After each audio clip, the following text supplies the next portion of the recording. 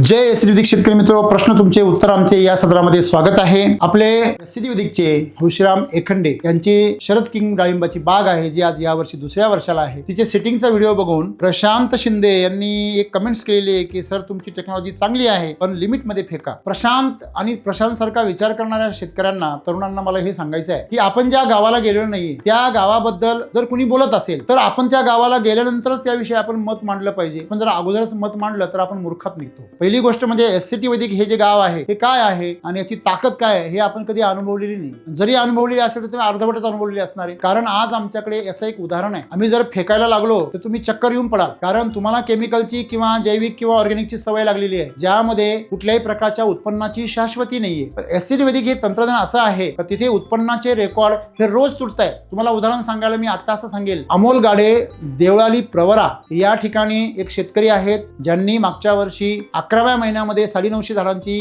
शरद किंगची बाग धरली आणि त्याच्यामध्ये त्यांनी मागच्या वर्षी पहिल्याच वर्षी 11व्या महिन्यात बाग धरून 17व्या महिन्यामध्ये 25 टन डाळिंब काढले, म्हणजे एका झाडावर 26 किलो। या वर्षी पुन्हा ती बाग 24 महिन्याची झालेली आणि ती आता 2 महिन्याची सेटिंगवर आहे। म्हणजे आज तुम्ही जर त्या बागेत गेलात तर तुम्हाला त्या ठिकाणी पूर्णपणे बाग परत 25 ते 30 किलोच्या प्रमाणे प्रति झाड सेटिंग झालेली आहे। तुम्हाला असा प्रश्न पडेल की 11व्या महिन्यामध्ये बाग धरून 25 किलो सरासरी एका झाडावर उत्पन्न निघणं ही तर अशक्य गोष्ट आहे, आणि त्याहूनही अशक्य की परत पुढच्या वर्षी ती बाग परत 25-30 किलोनी सेट होते, हे तुम्हाला तर फेकाफेकीच्याही वर गेला निघून। एससीटी वैदिकचे रिझल्ट बघत असताना मानसिक धक्का बसू नये म्हणून तुम्ही पहिले डॉक्टरांची ट्रीटमेंट घ्या असं माझं मत आहे। आपल्या भारतीय परंपरेचं, भारतीय संस्कृतीचं जे तंत्रज्ञान आहे, वैदिक काळातलं जे तंत्रज्ञान आपले ऋषीमुनी वापरत होते ते तंत्रज्ञान आपण आज त्या शेतामध्ये वापरतोय, आणि त्याची ताकद काय आहे तर आज त्या शेतकऱ्याच्या इथे मागच्या वर्षी त्याने 950 झाडांमध्ये 17व्या महिन्यामध्ये 20 लाख कमवले,